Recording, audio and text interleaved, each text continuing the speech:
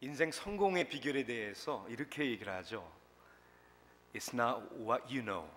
무엇을 아느냐가 아니라 who you know. 누구를 아느냐. 맞는 것 같습니다. 사람을 제대로 알아야 합니다. 그런 진정한 인생의 성공은 그냥 아무나 아는 것이 아니라 가장 중요한 우리 하나님을 바로 알아야 합니다. 우리의 예배, 삶, 우리의 삶의 모든 관계는 참 진리 되시는, 창조주 되시는, 우리 인생의 주인 되시는 하나님을 바로 아느냐에 달려있기 때문입니다. 오늘 시편 기자는 시편 92편을 통하여 하나님을 바로 아는 지식으로 인하여 하나님을 예배하는 고백을 합니다. 오늘 본문은 시편 92편 1절부터 15절까지의 말씀입니다. 구약성경 871면에 있는 시편 92편 1절부터 15절까지의 말씀을 제가 봉독해 올리겠습니다. 지존자여 시편금과 비파와 수금으로 여호와께 감사하며 주의 이름을 찬양하고 아침마다 주의 인자하심을 알리며 밤마다 주의 성실하심을 베품이 좋으나이다. 여호와여 주께서 행하신 일로 나를 기쁘게 하셨으니 주의 손이 행하신 일로 말미암아 내가 높이 외치리이다. 여호와여 주께서 행하신 일이 어찌 그리 크신지요 주의 생각이 매우 깊으시나이다. 어리석은 자도 알지 못하며 무지한 자도 이를 깨달지 못하나이다. 악인들은 풀같이 자라고 악을 행하는 자들은 다 흥왕할지라도 영원히 멸망하리라다. 여호와여 주는 영원토록 지존하시나이다. 여호와여 주의 원수들은 패망하리이다. 정녕 주의 원수들은 패망하리니 죄악을 행하는 자들은 다 흩어지리이다. 그러나 주께서 내 뿔을 들소의 뿔같이 높이셨으며 내 신선한 기름을 부으셨나이다. 내 원수들이 보응받는 것을 내 눈으로 보며 일어나 나를 치는 행악자들이 보응받는 것을 내 귀로 들었도다. 의인은 종려나무같이 번성하며 레바논의 백향목같이 성장하리로다. 이는 여호와의 집에 심겼으며 우리 하나님의 뜰 안에서 번성하리로다. 그는 늙어도 여전히 결실하며 진행이 풍족하고 빛이 청청하니 여호와의 정직하심과 나의 바위 되심과 그에게는 불의가 없음이 선포되리로다.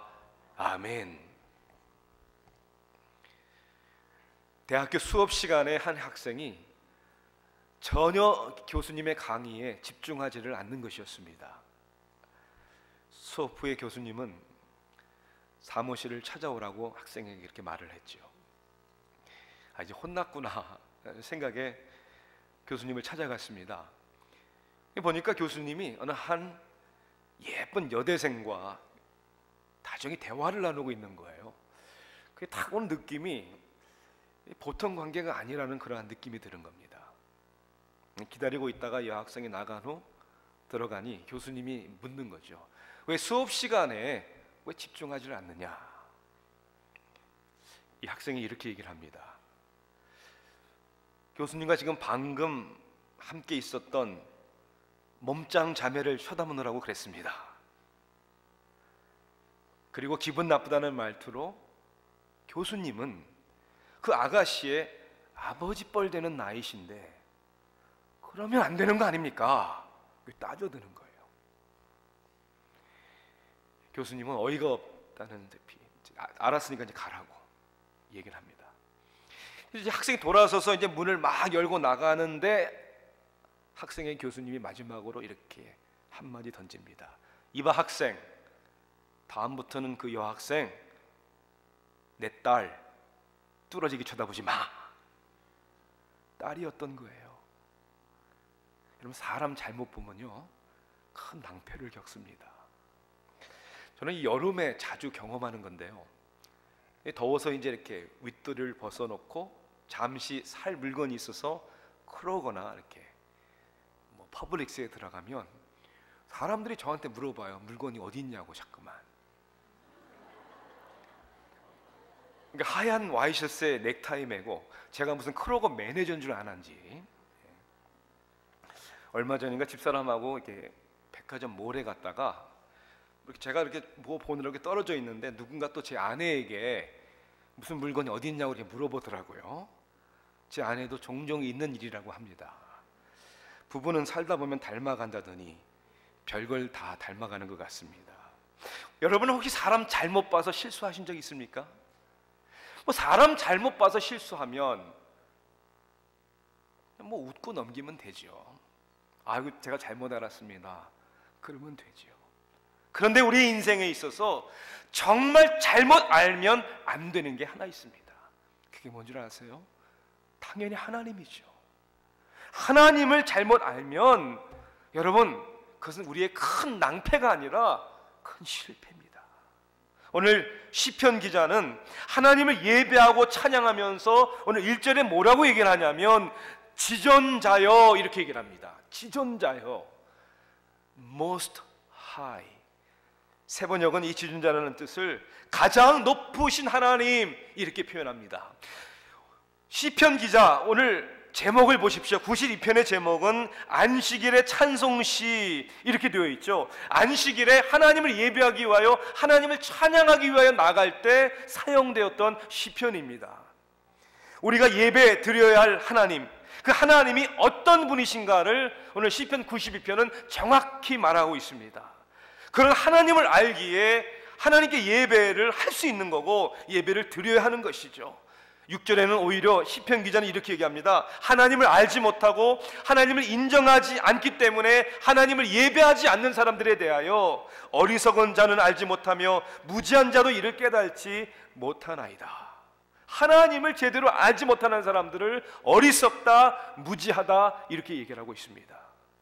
사랑하는 성도 여러분, 우리의 삶에 우리가 드리는 예배 그리고 우리의 삶의 모든 관계 속에 나타나는 모든 것들은 결국 가장 높으신 하나님을 바로 아는가 여기에 달려있다는 것이죠.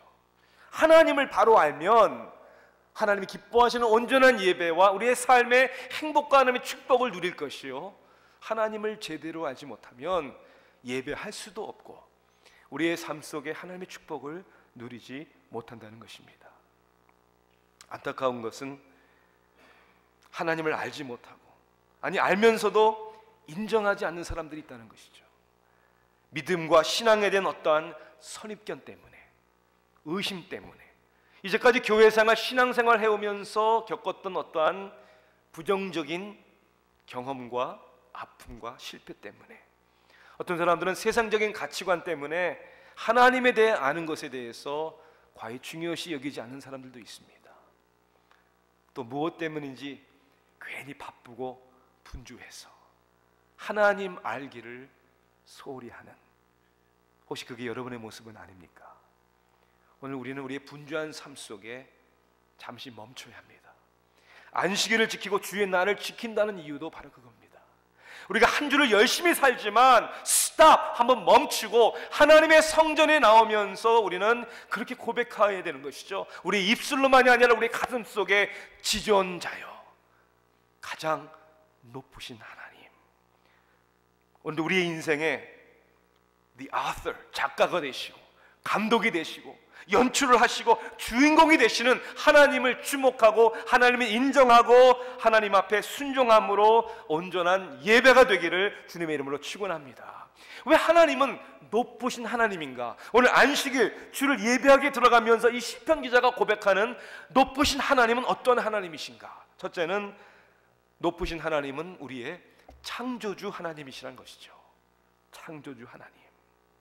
세상의 모든 것에는요 공통적으로 다 두 가지가 있습니다. 그 두 가지가 뭐냐면, 하나는 세상의 모든 것에는 주인이 있고, 그리고 세상의 모든 것에는 그것이 존재하는 목적이 있습니다. 누구인가에 소유되어 있는 것이죠. 그리고 그 소유자가 그것을 가지고 있는 이유는 어떠한 필요, 이유, 목적이 있기 때문이죠. 만약에 그 어떤 것이 주인이 없고 그리고 쓸만한 목적도 없다면 그럼 뭐가 되는 겁니까? 쓰레기. 아니요, 쓰레기만도 못합니다. 요즘 쓰레기는 재활합니다. 쓰레기도 필요한 데가 있어요. 인생의 주인이 없고 쓸모가 없는, 목적이 없는 인생이라면 여러분, 그것은 비참한 것이죠. 하나님 없이는 인생이 무의미하다고 저는 외칩니다. 하나님이 없이는, without God, life doesn't make sense. 하나님을 인정하지 않는다면 세상에는 진리라는 것이 없기 때문입니다. 그저 진리가 없이는 사람들이 자기 나름대로 생각하는 옳고 그름의 판단을 가지고 살아가는 것뿐이죠. 시편 기자는 하나님이 가장 높으신 분이다 라고 인정하게 된 두 가지 이유를 얘기를 하죠. 창조주 하나님이기 때문에 먼저 하나님이 우리의 인생의 주인이시다, 그렇게 고백을 하는 겁니다. 그가 만드셨고 그가 행하시고, 그리고 지금까지도 하나님이 지속적으로 일하고 계시기 때문에 모든 것을 주관하시는 주인 되신 하나님. 4절에 보니까 시편 기자는 이렇게 고백을 하죠. 주가 행하신 일, 주의 손이 행하신 일로, 이런 표현이 나옵니다. 인생의 주인 되시는 하나님을 부인하고 우리가 어떻게 우리의 인생의 시작과 우리 인생의 마지막을 설명할 수 있습니까? 우리의 시작과 우리 인생의 마지막을 알 수 없는 인생, 어떤 확신으로 우리의 삶을 살아갈 수 있겠습니까? 알파와 오메가 되신 하나님, 처음이요 나중 되시는 하나님, 영원하신 하나님이 우리의 인생의 주인이라는 것을 우리는 분명히 믿습니다. 주인 되신 하나님만이 아니라 우리의 삶의 목적 되시는 하나님이에요. 하나님을 영화롭게 하기 위하여, 그리고 우리는 하나님의 자녀로서 이 세상에 존재하는 목적이 있는 것이죠. 그저 무엇을 먹을까, 무엇을 마실까, 무엇을 입을까, 이런 걱정과 이런 염려로 살아가는 우리의 그런 존재론적인 것이 아니라는 것이죠. 그래서 하나님과의 관계 속에서 나는 누구인가라는 나의 아이덴티티를 확인하는 것이 얼마나 중요한지 모릅니다. 지난 여름 2012년 런던 올림픽 때 논란이 된 한 가지가 있었습니다. 미국 선수단이 개막식에 입은 유니폼이 폴로라고 알려진 랄프 로렌스 회사에서 디자인한 겁니다. 성조기에 들어간 색깔 레드, 화이트, 블루, 이것은 미국의 상징이잖아요. 그런 색깔이 어울려진 그 유니폼을 미국 선수들이, 대표단들이 입고 들어갔는데 논란이 된 이유는 뭐냐면 그 옷을, 유니폼을 어디서 만들었느냐는 겁니다. 어디서 만들었겠어요? Made in China. 사실 좀 우스운 일 아닙니까? 나라와 나라가 서로 그 명예를 걸고 겨루는 그 대회 나가서 상대편 나라가 만든 유니폼을 입고 출전한다는 것, 자존심이 좀 허락하지 않는 것 같습니다. 그래서 매스컴에서 뭐 정치인들이 얼마나 아우성 쳤는지 모릅니다. 저는 적어도 그 감정을 이해하고 공감합니다. 아무리 수지 타산을 따지고 그리고 경제적인 수익이 중요하다고 해도 나라와 민족의 자존심이 걸려있는 문제가 아닙니까? 그냥 몇 푼의 돈을 절약하기 위하여 그 나라와 민족의 자존심을 팔 수 있는, 그건 아니지 않는가 생각해 봅니다. 자, 그런데 그것보다 더 중요한 하나님과 우리의 관계에 있어서 우리의 영혼을 그저 몇 푼의 돈 때문에, 세상의 그 어떤 자리 때문에, 우리의 성공의 어떤 것을 이루기 위하여 팔고 우리 인생의 주인 되시는 하나님을 인정하지 않고, 아니 하나님을 뒷전으로 밀려나가게 한다면 여러분, 이것은 얼마나 어리석고 무지한 것인가, 시편 기자가 얘기하는 것입니다. 성경에 나와 있는 이스라엘의 역사를 보십시오. 하나님께서 노예로 살던 그들을 애굽 땅에서 인도하셨습니다. 그리고 젖과 꿀이 흐르는 가나안 땅으로 하나님께서 여호수아에게 약속하셨듯이 내 발이 밟는 모든 땅을 내게 주리라. 하나님 주셨습니다. 은혜로 주셨습니다. 그리고 하나님은 이스라엘 백성들에게 한 가지를 명령하셨죠. 뭘 하지 말라고요? 우상 숭배하지 말라고. 지존자 되시는 하나님이 명령한 겁니다. 사람의 손으로 만든 우상에 절하지도 말고 섬기지도 말아라.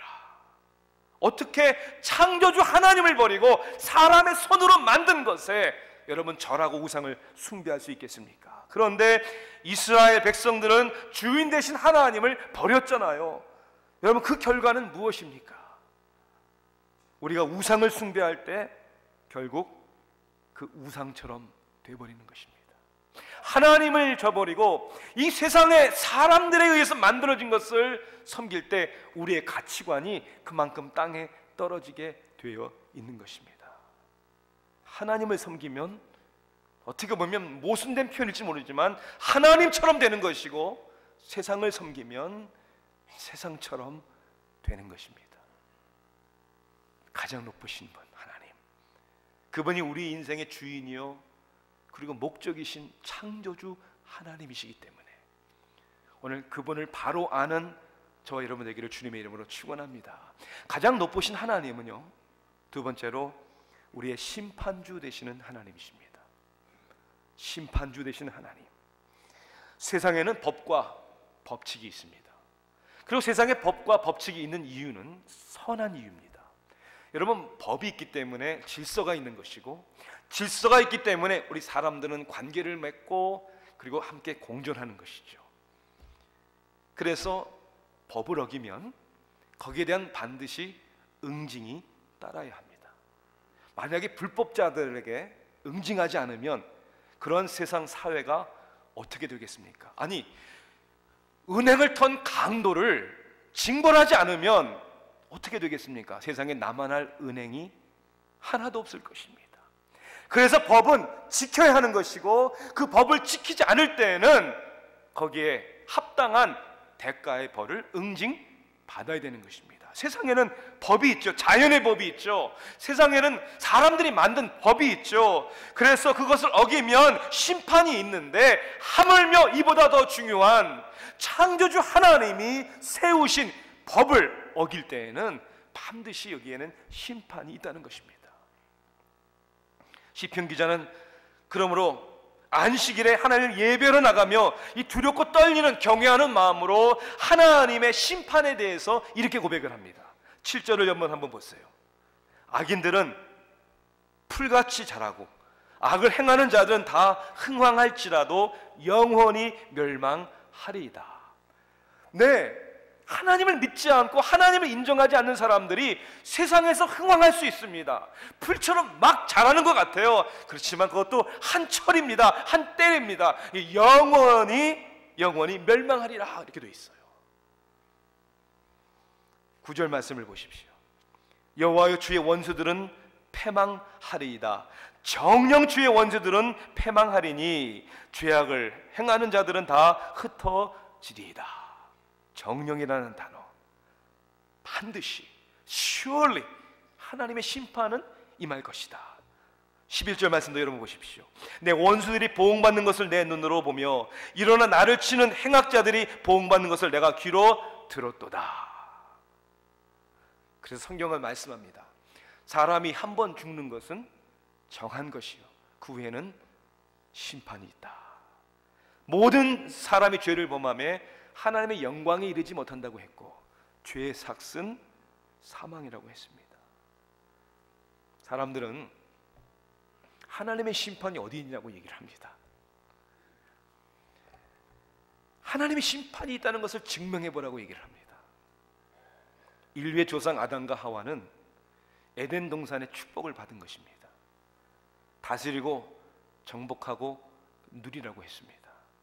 그런데 한 가지, 동산 중앙에 있는 선악을 알게 하는 나무의 실과는 먹지 말아라. 하나님이 영적인 법을 세우신 것이죠.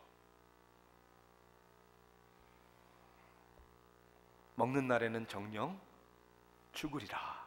죽는다고 그랬어요. 죄를 범한 아담과 하와에게 임한 하나님의 심판은 죽음입니다. 하나님의 심판이 어딨냐고요? 여러분 보세요. 여러분과 좌우 여러분의 삶에 보면 죽음이 있습니다. 그 죽음이 하나님의 심판입니다. 죽음이라는 것은 본래 여러분 우리에게 낯선 것입니다. 원래 하나님의 의도는 죽음이 아니었어요. 어린 아이들은 그래서 죽음을 모르는 거예요. 아빠의 손을 잡고 가는 3살짜리 아이가 길가에 죽어있는 다람쥐를 보고 아빠 왜 저 다람쥐는 안 움직이는 거야? 아빠가 이렇게 얘기했어요. 그거는 다람쥐가 죽었어. 3살짜리 아이의 질문이 뭔 줄 아세요? 아빠, 죽은 게 뭐야? 죽은 게 뭐야? 그 3살짜리 어린 아이는 죽음이 뭔지 아직 몰라요. 자기의 손을 잡고 가는 아빠도 어느 날 죽어서 자기 곁을 떠날 거라는 것을 3살짜리는 몰라요. 그런데 자라오면서 우리는 살아오면서 죽음을 봅니다. 그리고 죽음이 마치 너무나 당연한 것처럼, 너무나 자연스러운 것처럼, 아니요, 죽음은 하나님께 죄를 범한 죄의 심판으로 우리에게 온 것입니다. 그래서 예수 그리스도를 믿고 구원을 받은 사람들은 이 세상에서의 육체의 죽음은 당하지만 절대로 죽지 않는 영생을 누리게 되는 줄 믿습니다. 그래서 우리는 심판주 되시는 하나님에 대한 경외와 두려운 마음이 있어야 하는 것이죠.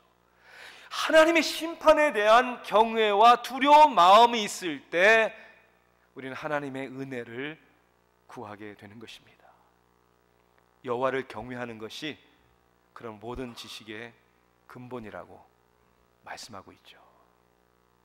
그런데 오늘날 두려움이 없는 사람들이 너무나 많습니다. 오래전 헝가리에 왕이 있었습니다. 그는 하나님을 경외하는 사람으로서 자기의 삶 속에 있는 죄악의 문제에 대해 너무나 무거운 마음을 가지고 있었습니다. 그런데 전혀 신앙적이지 않은 동생이 하루는 와서 형 왜 그러시냐고, 왕이요 왜 그러시냐고, I am a great sinner, 나는 죄인이고 나는 하나님을 두렵습니다. 동생은 비웃듯이 그런 형의 모습에 대해서, 아니 왕이 되어서 뭘 이렇게 두려워하냐고,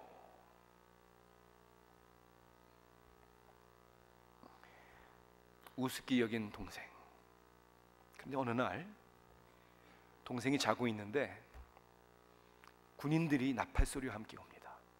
그 당시에 관습은 사형수를, 죄인을 사형장으로 끌고 갈 때 군인들이 잡으러 올 때 나팔을 불었다고 합니다.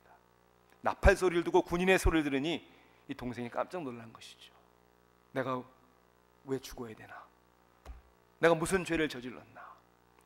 동생은 끌려가 왕 앞에 무릎을 꿇습니다. 그리고 형 왕에게 간청을 하죠. 왕이여, 내가 무슨 죽을 죄를 졌습니까? 나를 긍휼히 여겨주세요. 이유도 모르는 가운데 벌벌 왕 앞에 떠는 그 동생. 형은 이렇게 얘기합니다. 당신의 생명을, 너의 생명을 빼앗아갈 사람은 두려워하면서 어찌 너는 하나님을 두려워하지 않느냐? 하나님을 두려워하지 않는 동생에게 깨달음을 주기 위한 형의 지혜였습니다. 사람들이 얼마나 하나님을 우습게 하는지 몰라요. 그리고 얘기하죠.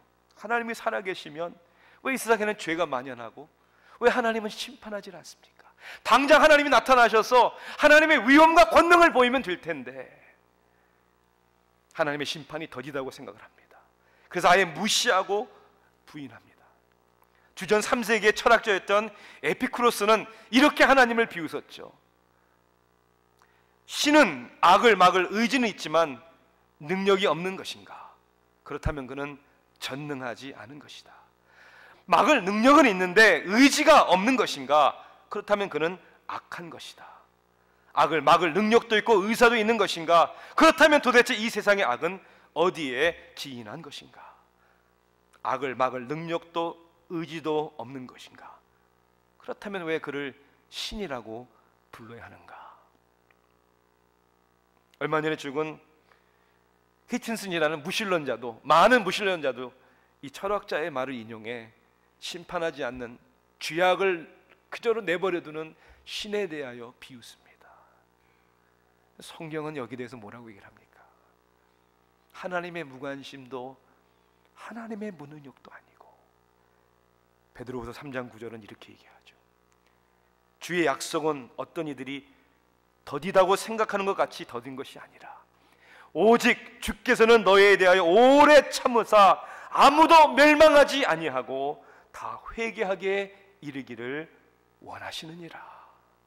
하나님의 인내하심입니다. 그래서 결국 저와 여러분이 그 누구도 심판주 되시는 하나님을 만나는 것이 아니라 오늘 말씀의 마지막입니다. 사랑이신 우리 하나님을 만나기를, 긍휼과 자비의 높으신 하나님을 우리가 다 만나기를 주님의 이름으로 축원합니다. 우리를 사랑하시는 하나님이십니다. 우리를 어떻게 사랑하십니까? 변함없는 사랑으로 사랑하십니다. 오늘 말씀 보십시오. 1절에 보니까 성실하심을 베품이 좋으나이다. 성실하신 하나님, 변함없다는 뜻이죠. 그리고 우리 하나님의 사랑은 희생적인 사랑입니다. 하나님이 세상을 이처럼 사랑하사 독생자를 주셨으니, 독생자 예수까지 우리에게 주신 그 희생적인 사랑, 내가 죽어야 할, 우리가 멸망받아야 할, 버림받아야 할 그 자리에 예수님이 대신 우리의 죄값으로 버림받고 죽음을 당하신 것입니다. 17세기 영국에 크롬웰이라는 장군이 있었죠. 한 번은 그가 큰 죄를 지은 병사를 사형시키려고 했습니다. 그 당시에 또한 영국에서 사형 집회를 할 때는 사형 집회에 앞서서 큰 종탑에 있는 종을 울리는 그런 관행이 있었습니다. 그런데 종탑에 종이 울리질 않습니다. 왜 그런가 가봤더니 종 맨 위에 그 종 소리를 내는 추에 한 여인이 그것을 붙잡고 있습니다. 종소리가 나면 자기 사랑하는 남자가 죽겠으니까 그 종의 추를 잡고 자신의 몸으로 종소리가 나지 않도록, 그러면은 그 여인을 부릅니다. 그 여인은 그 추에 매달려 이리저리 부딪히는 가운데 몸은 상처와 멍투성이로 사랑하는 사람을 위한 사랑의 흔적이었죠. 그 여인의 사랑에 감동한 크롬웰은 그 군인을 위한 사형의 종소리가 더 이상 울리지 않도록 그를 놔주었다는 이야기입니다. 예수 십자가의 죽음은 저와 여러분을 향한 하나님의 사랑을 확증하신 것입니다. 우리가 아직 죄인 되었을 때 그리스도께서 우리를 위하여 죽으심으로 하나님께서 우리에 대한 자기의 사랑을 확증하셨느니라. 그래서 우리는 이 가장 높으신 하나님을, 우리의 창조주의 하나님만이 아니라 심판주의 하나님만이 아니라 우리를 사랑하시는 하나님이시기에 그를 예배하는 것입니다. 우리 인생의 행복과 성공은 무엇을 알고 무엇을 얻느냐가 아니고 결국 하나님을 아느냐, 그리고 그리스도를 통한 영생을 얻었느냐, 믿고 인정하고 그리고 경배하고 순종할 때 바로 이 축복이 저와 여러분의 것이 되는 줄 믿습니다. 예전에는요, 신학은 모든 과학의 꽃이다 이렇게 얘기한 적이 있었다고 합니다. Theology is queen of all science. 모든 과학, 모든 학문의 꽃은 theology가 뭐죠? 신학이 뭐죠? 하나님을 알고자, 하나님을 공부하는 것이다. 하나님이 가장 여러분에게 높으신 분이십니까? 하나님 안에서의 삶의 의미와 아름다움과 목적과 능력을 여러분 경험하고 계십니까? 제법 날씨가 추웠던 2007년입니다. 1월 12일 정확히 오전 7시 51분 워싱턴 DC의 레판트 플라자라는 지하철역에 한 바이올린 연주가가 나타납니다. 돈벌이를 위해 무명의 거리의 음악가들이 연주하는 모습을 흔히 발견할 수 있는 그런 곳이죠. 평범한 복장에 모자를 쓰고 한쪽 벽, 그것도 쓰레기통 옆에 자리를 잡고 43분 동안 출근길에 오가는 사람들을 위해 연주를 시작합니다. 바크의 무반주 바이올린 소나타 D단조 모음곡 제2번 시작으로 모두 7곡을 연주합니다. 음악을 잘 몰라도 누구라도 상당한 수준의 연주자다 라고 인정할 수 있지만, 곡들이 익숙한 곡이 아니어서 그런지, 아니면 음악에 관심이 없는 것인지, 아니면 바빠서인지 그곳을 지나친 정확히 43분 동안 1097명의 시민들은 별 관심이 없이 지나갑니다. 간혹 잠시 멈춰 연출을 감상하는 사람들은 몇몇에 지나질 않았습니다. 정확히 7명. 그 많은 사람들 가운데 27명만이 열려있는 바이올린 케이스에 돈을 넣어주고 갔습니다. 그것도 그냥 빠른 걸음으로 지나가면서 던져놓은 돈들이었습니다. 1전짜리, 25전짜리, 1불짜리 정전 다 합해서 43분 동안 그가 벌은 돈은 32불이었습니다. 43분 동안 32불 벌었으면 돈벌이 괜찮은 거 아닌가라고 생각할 수 있지만, 그러나 여기에 감춰진 비밀이 하나 있습니다. 첫째로 그가 연주할 때 사용한 바이올린은 한때 세계적으로 유명했던 바이올리니스트 크라이슬러라는 사람이 사용했던 안토니오 스트라디바리가 만든 바이올린이었습니다. 시가가 얼마냐면요, 350만 불짜리 바이올린이었습니다. 두 번째는 지하철역에서 저렇게 연주한 사람은 다름 아닌 미국이 낳은 천재적인 바이올리니스트 자슈아 벨이라는 사람이었습니다. 그의 연주에는요, 평균 100불이 넘는 표가 항상 매진될 정도입니다. 이 자슈아 벨의 친구가 커피를 마시다가 제안한 이 깜짝 쇼는 워싱턴 포스트지의 기사로 실렸습니다. 그가 누군 줄 알았더라면 분주한 출근길에 잠시라도 멈춰 그 음악을 들었을 텐데. 이 동영상이 담긴 유튜브 동영상의 제목이 재미있습니다. Stop and listen. Stop and listen. 저는 여러분에게 이렇게 권면하고 싶어요. Stop. 멈추십시오. 잠시 여러분의 삶에 무작정 뛰지만 마시고, 가장 중요한 게 뭔가? 나의 가장 높으신 하나님. 시편 34편 8절은 이렇게 얘기를 합니다.